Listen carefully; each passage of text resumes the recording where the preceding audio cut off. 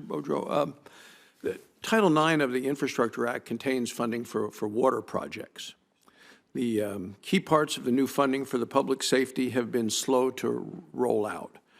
This is a concern for me because I think other less immediate priorities have moved forward. And the area I'm focusing on is the Bureau of Land Management's fiscal year 2023 spending plan references the Laprelle Dam in my home state of Wyoming, Converse County.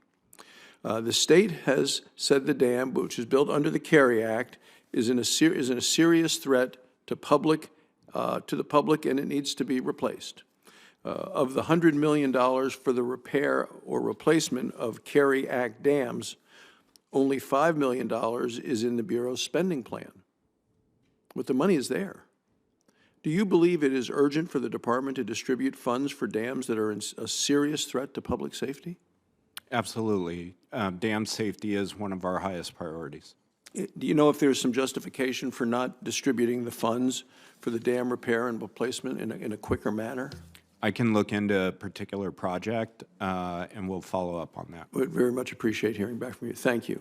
And then during Thanksgiving week, the Bureau of Land Management released 7 new policies on oil and gas leasing and permitting. Taken together, these policies give Bureau officials even more opportunities to block oil and gas leasing and permitting. For example, they now have the discretion not to lease acreage because it is not near existing oil and gas production. These officials will also be able to add new lease requirements at will. Is it fair to say that these policies are intended, as you put it, to fundamentally change the oil and gas leasing program? So the purpose of those policies is to facilitate implementation of the leasing programs, including consistent with the IRA. For a host of reasons, giving land managers direction to focus on the highest potential areas is a priority. I think it's where the most interest is. It's a way to encourage production, but it's not meant to be a blanket exclusion either. I'm going to follow what something Senator Langford started on, and he was talking about minerals, critical minerals. Our adversaries, specifically China, controls the world's supply in terms of the supply chains of critical minerals. With mineral demand expected to grow dramatically, specifically electric vehicles, the critical minerals there, our dependence on China is going to also increase. I think it's not too late to reduce this vulnerability, but we need to look at our resources here at home, and Senator Langford made reference to it. Estimated that over half of the federal lands are already off limits to mineral production. Biden administration has made this situation worse. It's withdrawn over 2 million acres from mineral production.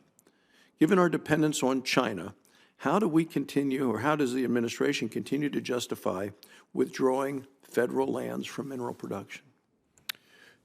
Critical mineral development is a priority of the administration. You've seen that through the president announcing various initiatives, including domestic sourcing of critical minerals for battery production.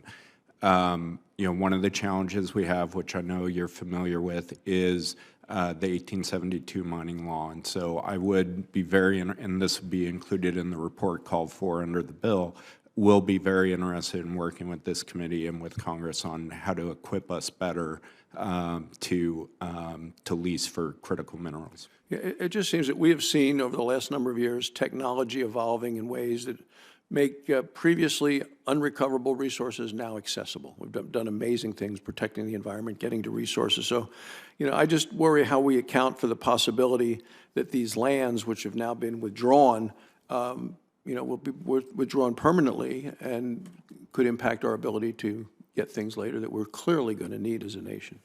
Yeah, thank you, Senator. And again, I think having improved authorities with the department to avoid conflicts would be extremely useful in critical mineral development. Thank you. Thank you, Senator. I'll follow up.